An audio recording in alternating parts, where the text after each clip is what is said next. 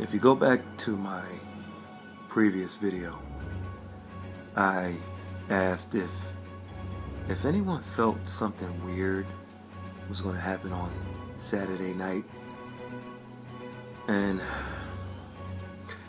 just had this bad vibe all week. Something just gave me a vibe, and I couldn't figure it out. You remember that, guys? Well, now I know.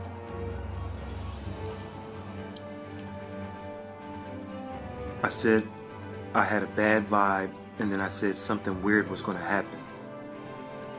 Just felt it. And, well, I know what the bad vibe is about, which I'll talk about.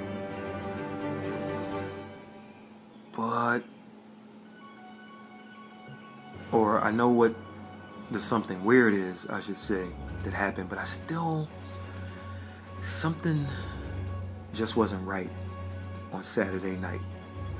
And I'm sure at this point the comments will start in the thread by people saying,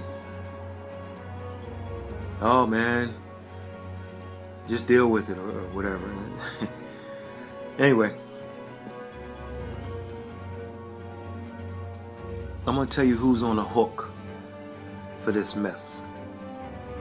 The NSAC, for sure, Nevada State Athletic Commission. Now, this is a commission that allows a boxer who's 49-0 and a guy with 0 fights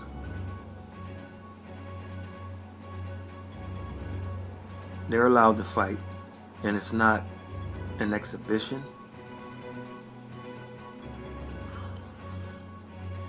Look, fans wouldn't care if it was an exhibition or not. They would have bought it, and those who would have bought it anyway, whether it's an exhibition or a fight. But you got a guy calling himself the best ever. But he doesn't go out like Marvin Hagler, who fought Duran and Hearns and Mugabe and Leonard at the end of his career. He doesn't go out like Leonard, who fought Hagler and Duran and Norris and Camacho to close out his career.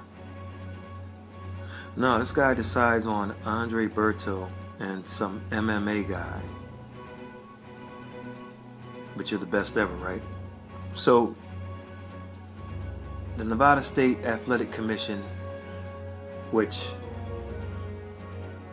is no stranger to scandal and corruption and what have you, probably hit an all-time low at that. I mean, listen, I know why they approved it, because they get a piece of the pie.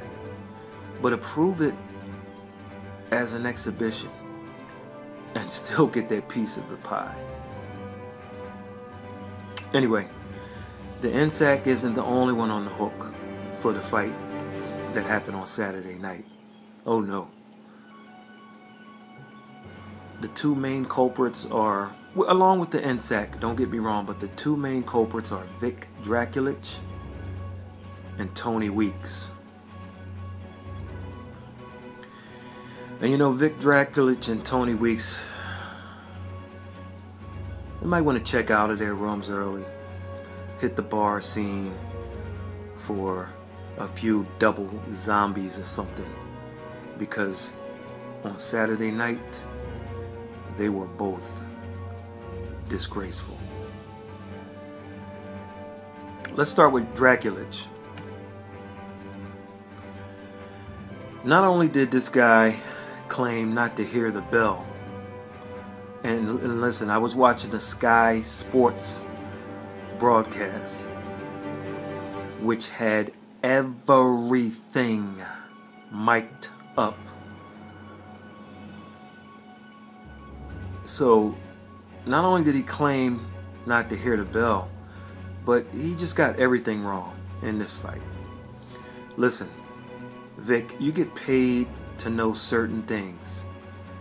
And a referee, especially a veteran referee's ear, is trained to hear the 10-second clap.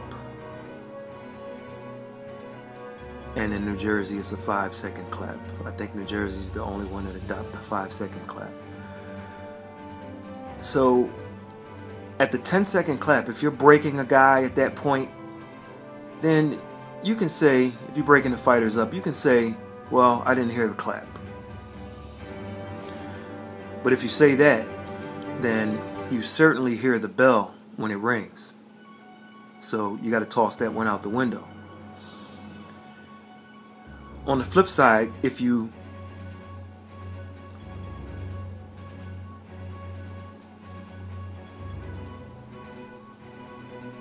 hear the clap and then you start breaking guys up at the bell, it doesn't matter if you hear the bell or don't, because it's you're trained to. Because if you heard the clap, you know that in less than 10 seconds the round is going to be over. So you know that the clap is going to end. It's kind of letting you know that the round is coming to the end. So you kind of let things go. Even if a guy kind of grabs, you know you're working with less than 10 seconds. And I say you let some things go because one of his first comments was that RigondeauX was grabbing Flores behind the head. Okay.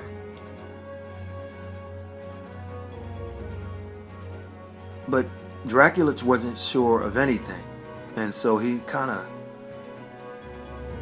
looked for help from referee Robert Byrd, who was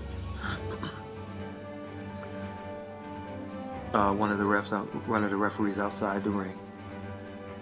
I don't think Byrd wanted to play ball with him, so then he started talking to the commission, Bob Bennett, and just mass confusion. And it's like, dude, you got to make a call here. And so they made a call, not a judgment call. They made a telephone call, and whoever was on the end, I got a homework assignment for all of boxing. For everybody out there listening, just for anybody, journalists, YouTube people, fans, whoever was on the take, on that end of the phone call, when they were talking to, whether it was Bob Bennett or Vic Draculich, I can't remember. I think it was Draculich. Whoever was on the take, on that end of the call, should be suspended or terminated. I'd love to find out who that was. Whoever was on that call said, well, it should be a knockout because the punch happened before the bell, and we know the punch didn't happen before the bell.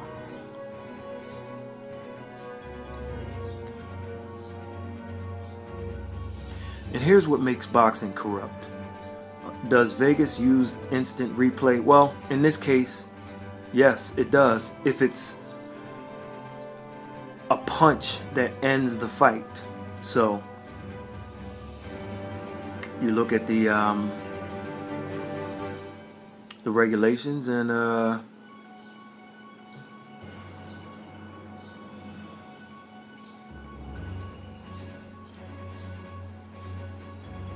regulations say if it's a punch that ends the fight, you can look into instant replay. Now, do the rules say you can make such a call? Because there are TVs there, I guess they can show instant replay, but If not, then the commissioner and Bob Bennett also should be brought before a governing board to make a ruling on them, their actions, their job, whatever. Oh wait, there is no governing body in boxing. That's why boxing is where it is.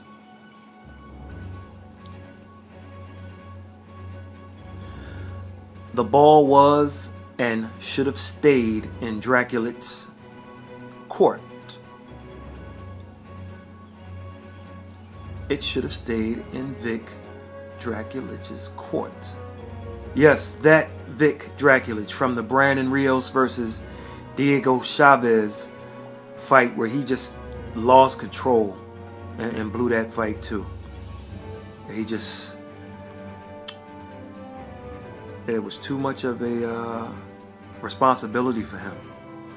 It appears in both instances. And if you don't know how that Brandon Rios Diego Chavez fight ended, take a look at it.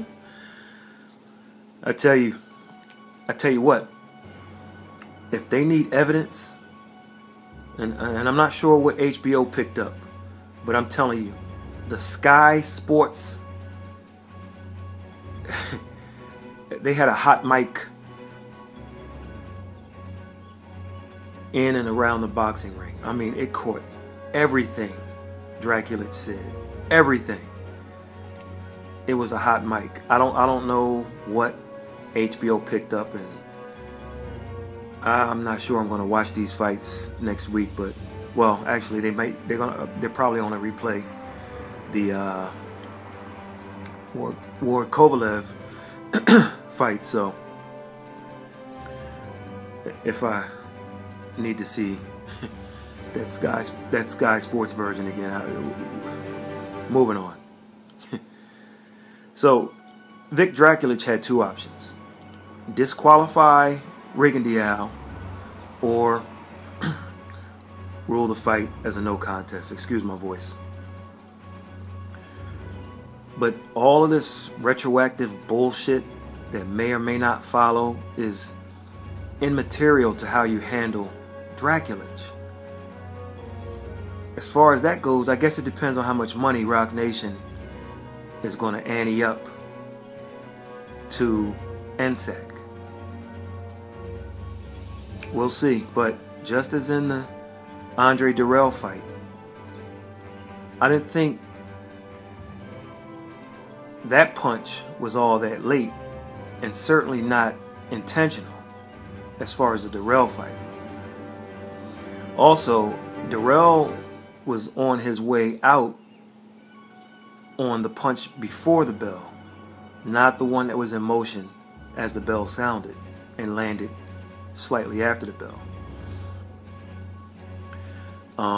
Rigo's punch landed later, a little more after the bell than the one that landed on Dirrell. However,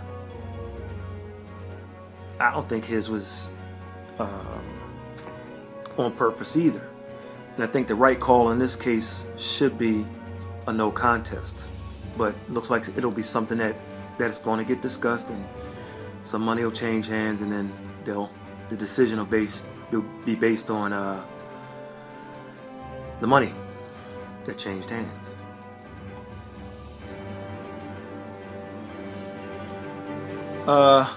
By the way, Cedric Agnew came to lay down on Saturday night.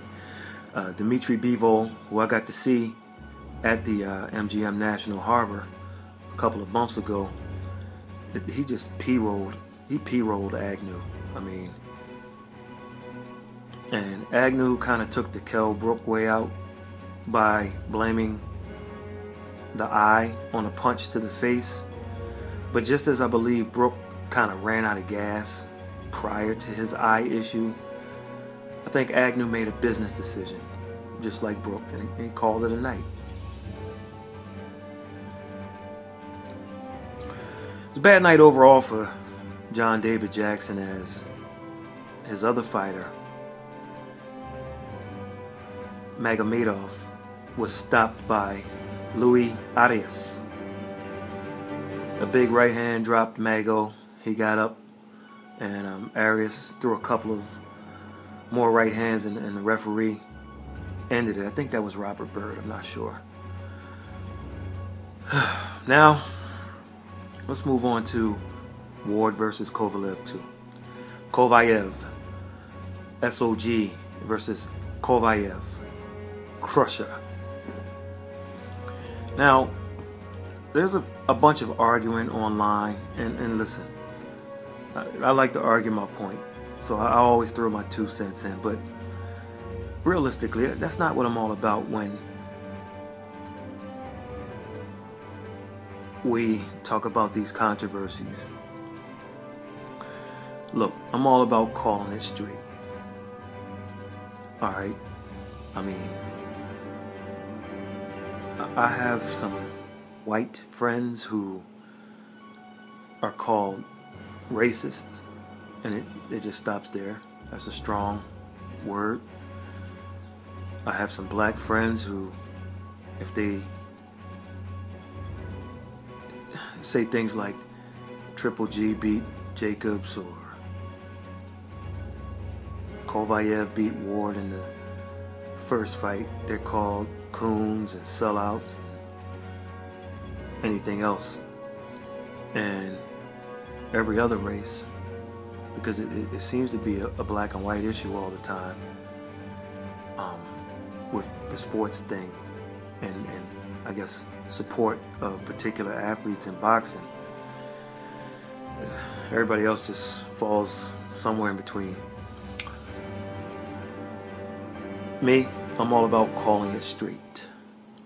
So what I'm about to say will draw arguments, but that's okay. I'll call what I saw. Now you got one side calling Andre Ward all kinds of bitches. And listen, the guy is boxing's biggest diva. I get it, by far, trust me. You got the other side calling Kovalev all kinds of stuff, and that won't change either. I'm not mad at Ward. Listen, Andre Ward's a dirty fighter. He's always been. But if you let him do it, then he's going to. I mean, can't be mad at that. He's not the first or last guy that's a dirty fighter. A rule breaker. A guy that just gets down and gets dirty with it and does what he needs to do. But I'm not mad at Kovalev either, as he was ahead in the fight by most observers, and his jab was busting Ward up. I mean, Ward's face was beginning to swell, and his nose and his mouth were bleeding just from Kovalev's jabs. I'm not mad at either guy. I'm not disappointed in either guy.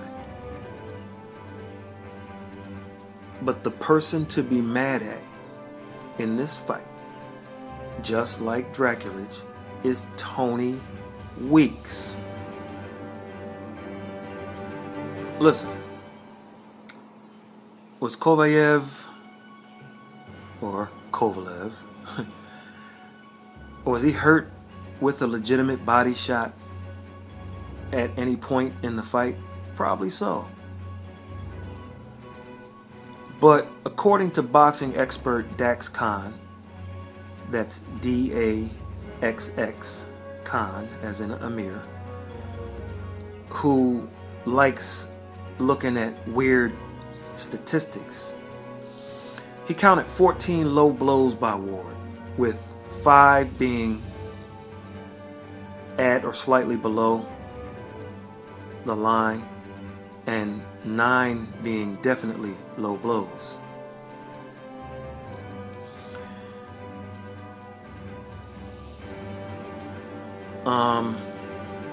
He also counted 11 punches behind the head, from Ward. Now, he didn't mention Kovalev, but Kovalev landed some shots behind the head too. Not as many as Ward, but here's what I saw.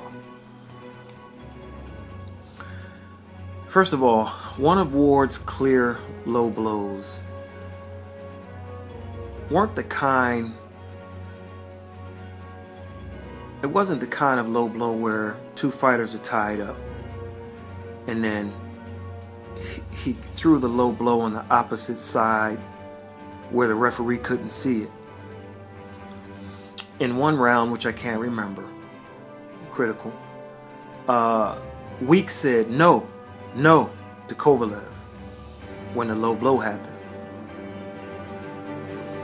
I don't have a problem with that, except that the low blow happened clearly on the side where Weeks was officiating. It's not the kind of shot that a referee misses, especially a veteran referee such as Weeks. It was on his side. I mean, he's looking right at it, and it was low, and he said no. So Kovalev dug back in and kept it moving. The critical low blow of the fight, see, it happened in the final round.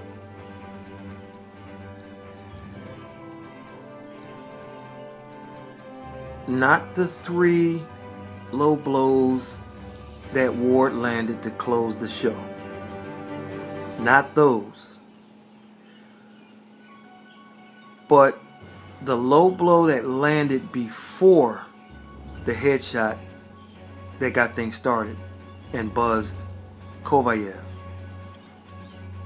Before Ward landed that shot, that right cross, he hit Kovalev low, and Kovalev kind of slumped over. And Ward backed off as if he knew the shot was low. Ward just kind of stood there. Now, if you're fighting and you hit somebody with a body shot and they kind of go down, take some steps back, listen, protect yourself at all times, right? Your natural instinct is to go get him. However, if you landed a low blow, you know it was low and the guy kind of hunched over, your natural instinct is to back off or to kind of give him time. And Ward just, I think he knew the blow was low, but once again, once Weeks said keep fighting, you can't be mad at Andre Ward. You gotta, and you can't. Let me talk on the other side. You can't be mad at Kovalev for people like, oh, he's looking at the ref for the way out. Look, man,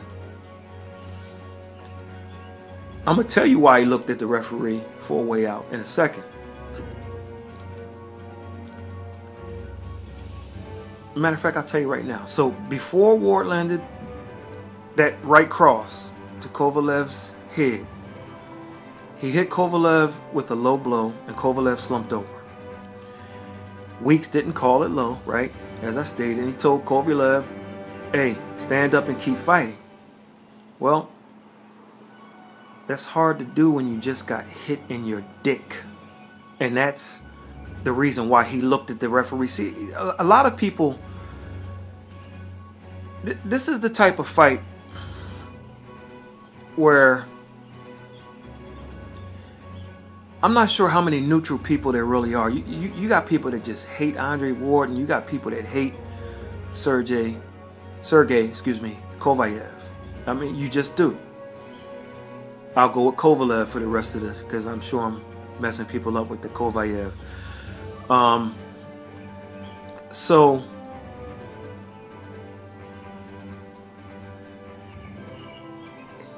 he got hit low. Weeks said, keep it moving, stand up, keep fighting. So Kovalev continued, but he was obviously hurt by the low blow that Ward knew he threw on that occasion. A few seconds later, and boom, the right cross stuns him. Then the 3 low blows occur eventually. But they were set up by the first low blow before the headshot. So it all started with that. Now in the fight, Kovalev tried on the inside, but that's Andre Ward's territory. Ward isn't as much an inside fighter as he is a grappler. And the grappling takes a lot out of you just trying to escape. You know, if you're good at escaping it, then if you're a good escape artist, then Ward will kind of hit you in the body before you get out, and because he knows you know how to get out of that. But it's difficult to get out of. I know a fighter who I like to see Andre Ward fight one day. I think it's too much of a weight difference. Who I know can get out of that grasp. I thought Kovalev should have played to the referee because Weeks was coming in and he was breaking. He was breaking when Maidana fought your boy and complained because Weeks didn't break the fight like he did. He got another official named Bayless who was also on the take, and it was a different fight. So now all of a sudden Weeks is breaking like at an all-time high, which plays to Kovalev's strength. Kovalev tried to throw to the body, but I'm like, no. Every time you tie it up, don't do all the gyrations and try to get. It takes its toll on you physically. Ward's a master at that. Once again, if you hated Ward or Kovalev before the fight, you're not going to love either one of them now. But as mad as you want to be at Ward, direct your anger toward Tony Weeks. So then as the shots are landing while Kovalev is against the ropes, the low blows, you wave the fight off.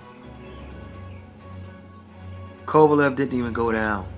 I mean, he was hurt from the low blows and he was hurt from a nice body shot by Ward prior, which was a legal body shot prior to them going to the ropes, but not to the point of a stoppage. And people are like, well, Kovalev wasn't complaining. Yo, the shots took their toll on him, and he did complain. Just because he doesn't complain like, let's say, Azab Judah, who took his forearm to the referee. I mean, like, he was complaining.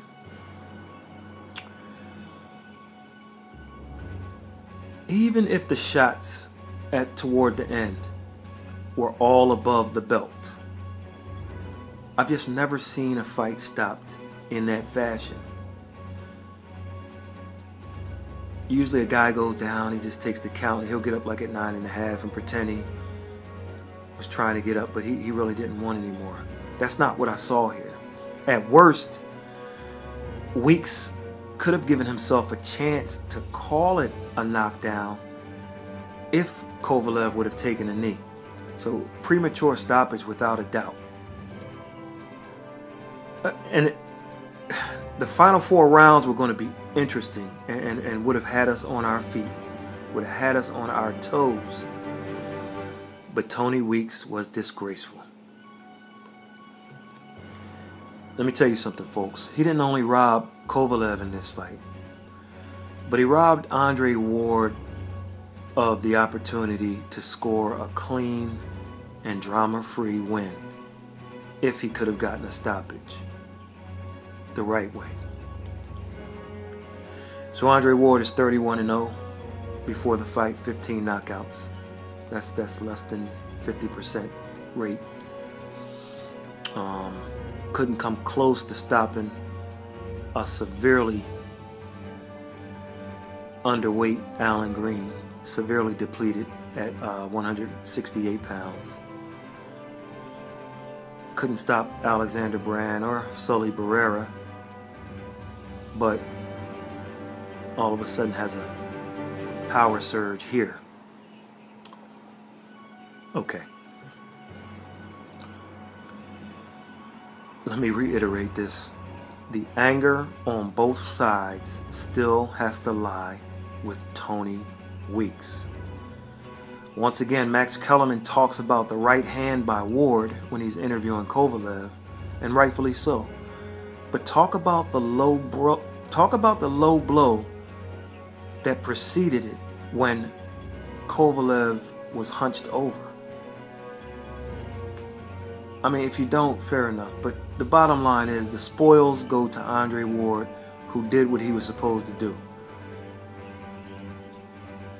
The person who should have been interviewed and not be allowed to walk out of that ring was Tony Weeks. Simply stated, he should have been asked why he stopped the fight. Seriously, that's it. Just, Tony, tell me what you saw. Why did you stop the fight? But see, now you've given him too much time to come up with an answer. I mean, they should have caught him right away and questioned him.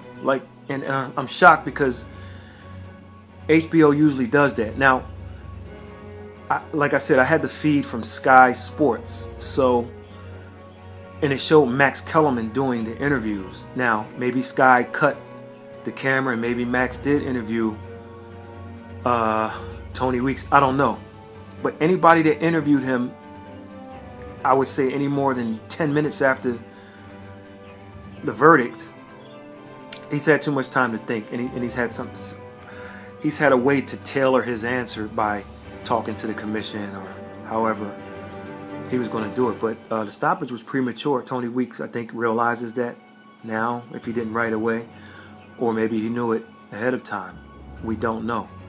We don't know who's on the take anymore in boxing. I mean, it's just always been a corrupt sport, but you don't want, I'm not going to curse, you don't want sugar, honey, iced tea decisions like this. You just don't want it. I'm not mad at the fighters. It's just the outcome in both of those fights. The Rigo fight, and hopefully they won't take as long to rule on that as the Maryland State Commission, which still hasn't ruled.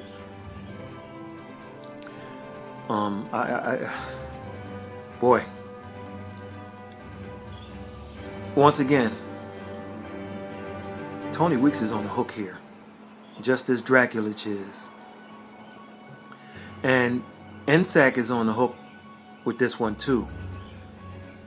The rule is you can go to instant replay on a fight-ending punch. So why wasn't Kovalev given the same courtesy as RigondeauX?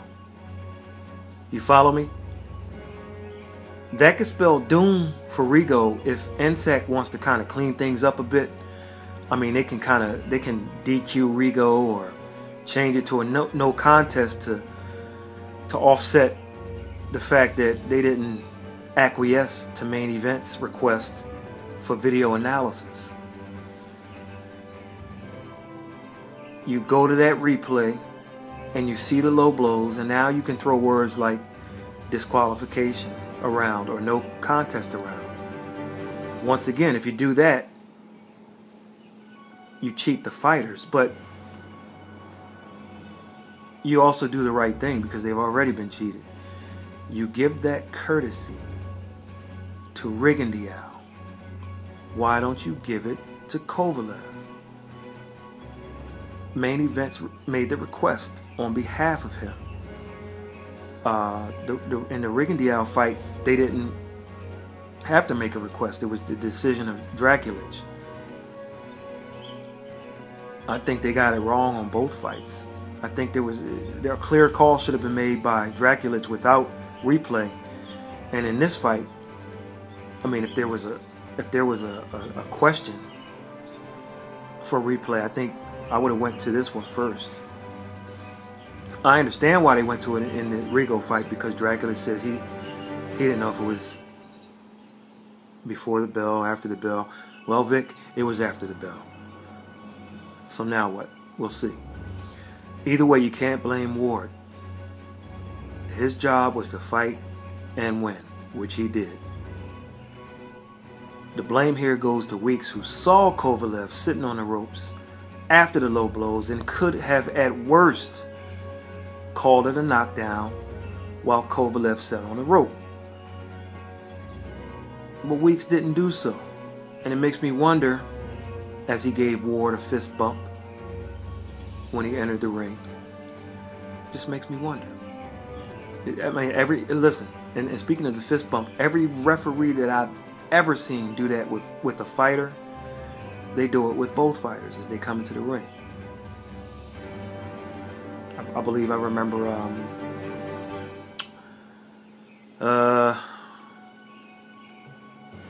yeah, every you know what, I'm not even gonna try to remember, but every time I've seen a ref, Let's Get It On used to do it, both fighters. Steve Smoger would do it, both fighters. When he did it, he had a job to do. There was no favorites. So don't be mad at Ward or Kovalev in this one. Give both warriors credit. With Ward, he'll sit on the belts for a while. The IBF may threaten to strip him if he doesn't fight as mandatory, and usually the IBF, they make a threat, and their threat is a promise. Some other things of note: the place wasn't packed at all. We talked about this in the previous video. They kind of papered the house up for the main event, but once again, the Sky Sports cameras don't lie. I saw plenty of empties, and guess what? Decisions like this in both the main event and the co-feature won't help the sport of boxing in the future, especially if these two guys somehow, some way, which probably won't happen, fought again. I mean, it's like, in the end, Andre Ward wins the fight, but he loses a chance for a clear victory. He lost the opportunity. So Ward loses. Kovalev loses. But more importantly, on Saturday night, boxing lost.